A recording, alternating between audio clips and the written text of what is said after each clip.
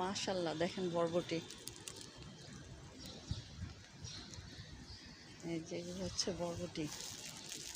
বৃষ্টি হচ্ছে তার মধ্যে আমি ভিডিওটি করছি।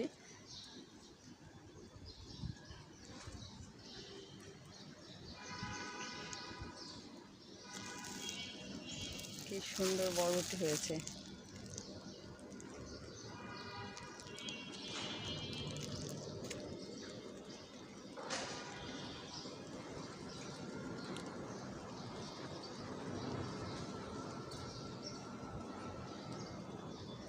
দেখেছেন বরবটি, এভাবে আপনারা গাছ লাগাতে পারবেন।